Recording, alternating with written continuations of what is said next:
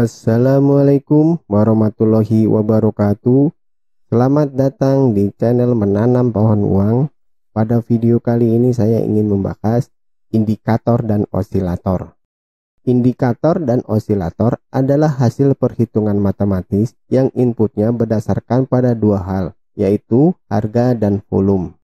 Sebuah indikator dan osilator dapat disusun dengan hanya mempertimbangkan harga atau hanya volume atau kombinasi dari keduanya.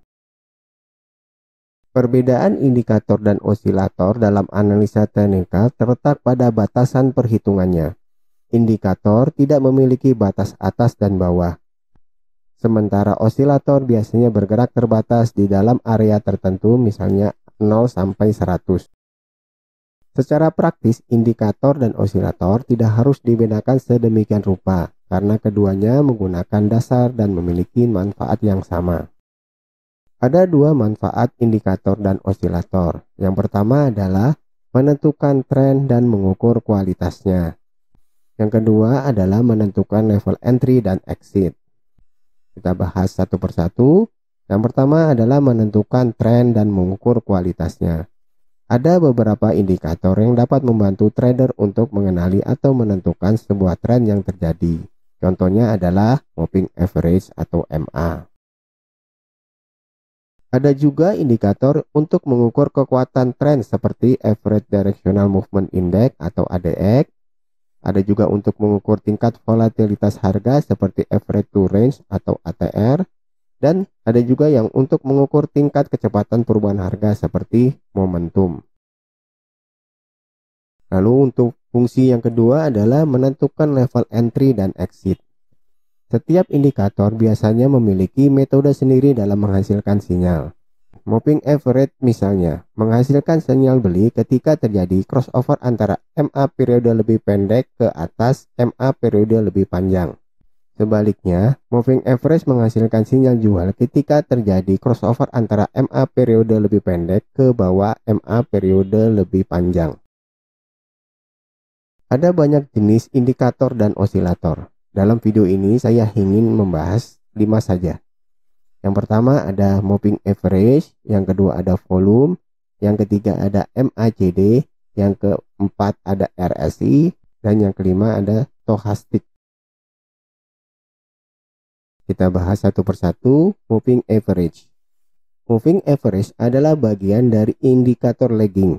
Ini artinya adalah metode ini berlandaskan peristiwa sebelumnya dan menerangkan informasi mengenai data riwayat pasar. Kegunaannya bukan sebagai alat prediksi, melainkan memberi konfirmasi.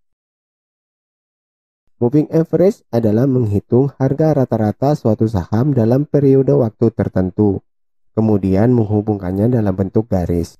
Nilai rata-rata bisa berasal dari harga pembukaan atau open, harga penutupan atau close, harga tertinggi atau high, harga terendah atau low, ataupun pertengahan atau median. Sementara itu, pilihan kerangka waktu juga bisa disesuaikan dengan kebutuhan trader. Misalnya ada periode 5, ini berarti 5 hari dalam satu minggu. Lalu misalnya 20, ini berarti 20 hari dalam satu bulan. Kalau 60 ini berarti 3 bulan. Ataupun 120 ini untuk 6 bulan. Yang perlu diingat adalah semakin panjang periode yang dipakai, makin lambat pula pergerakan garis atau lagging dibandingkan harga. Berikut adalah saham Adaro dengan indikator moving average. Ini ada dua garis MA. Yang pertama adalah yang periode 5, ini yang berwarna oranye. Lalu ada MA dengan periode 20 yang berwarna biru. Sinyal beli muncul ketika garis MA periode pendek memotong ke atas garis MA periode yang lebih panjang. Ini berarti yang warna oranye memotong ke atas garis MA yang berwarna biru. Seperti ini, dan di sini ini mungkin sebentar lagi. Sedangkan sinyal jual itu muncul ketika garis MA periode pendek itu memotong ke bawah garis MA periode yang lebih panjang. Ini berarti yang oranye memotong ke bawah garis biru. Seperti ini. kayak seperti ini. Sekarang kita bahas yang kedua, yaitu volume. Volume adalah salah satu indikator yang paling sering digunakan untuk membantu analis teknikal. Volume mendeteksi besar kecilnya jumlah pembelian atau penjualan saham. Penembusan garis support resisten dengan volume yang relatif besar dibandingkan rata-ratanya dianggap lebih valid. Sebaliknya, pembentukan tren atau penembusan garis support resisten dengan volume yang relatif lebih kecil dianggap kurang valid. Berikut ada chart saham Piwon dengan indikator volume. Indikator volume juga mempunyai moving average. Ini adalah garis moving average-nya. Ini menggunakan periode 20.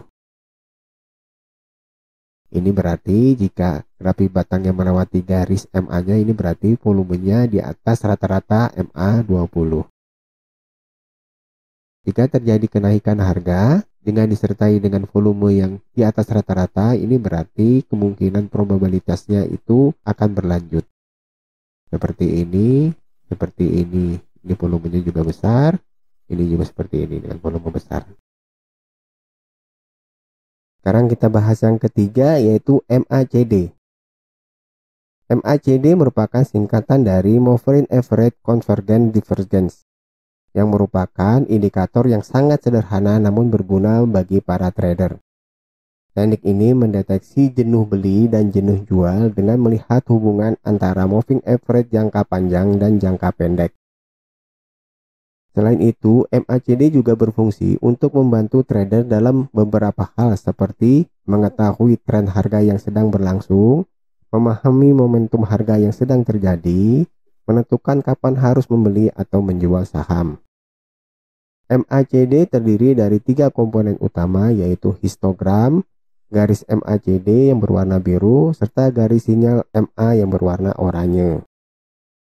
Posisi garis MACD di atas garis tengah atau garis 0 akan menandakan tren bullish. Sebaliknya, posisi garis MACD di bawah garis tengah atau garis 0 akan menandakan tren bearish. Berikut chart saham ANTM atau Antam dengan indikator MACD. MACD terdiri dari 3 komponen, yaitu histogram, ini yang grafik batang, lalu garis MACD yang berwarna biru, dan garis signal yang berwarna merah. Jika garis MACD ini berada di bawah dari garis 0, ini berarti kondisinya sedang strong bearish.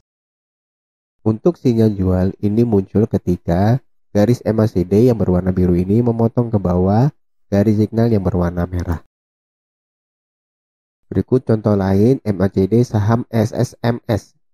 Ini yang bergeraknya di atas garis 0. Ini berarti kondisinya sedang strong bullish. Sinyal beli muncul ketika garis MACD yang berwarna biru memotong ke atas garis signal yang berwarna merah seperti ini.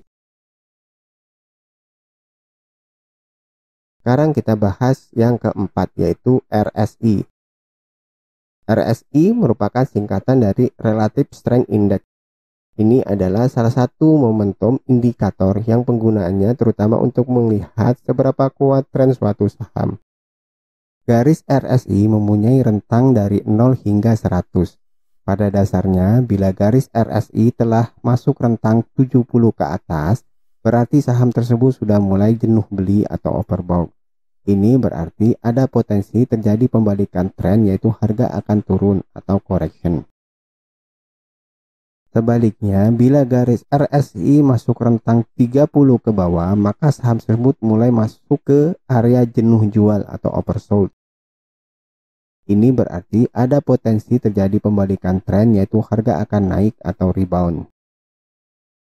Berikut adalah saham ITMG dengan indikator RSI.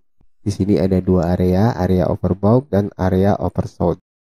Jika RSI sudah berada di area overbought, maka akan ada kecenderungannya akan mengalami koreksi atau sahamnya akan turun. Jika berada di area oversold, ini ada kemungkinan terjadinya rebound atau harga akan naik seperti ini. Ini di overbought, harganya turun. Lalu di oversold harganya naik seperti ini. Sekarang kita bahas yang terakhir, yaitu stochastic oscillator. Sama halnya dengan RSI stochastik merupakan indikator momentum yang digunakan untuk mendeteksi apakah harga suatu saham sudah memasuki area jenuh jual atau oversold atau jenuh beli atau overbought. Stochastik juga mempunyai rentang dari 0 hingga 100. Bila stochastik sudah masuk rentang 80 ke atas, berarti saham tersebut sudah mulai jenuh beli. Sebaliknya, bila nilai stochastik masih rentang 20 ke bawah, maka saham tersebut sudah mulai jenuh jual. Stochastik mempunyai dua garis, yaitu garis persen K dan garis persen D. Sinyal beli muncul saat garis persen K memotong garis persen D dengan posisi garis persen K dari bawah ke atas. Ini sering disebut dengan golden cross. Sinyal jual muncul saat garis persen K memotong garis persen D dengan posisi garis persen K dari atas ke bawah. Ini sering disebut sebagai dead cross.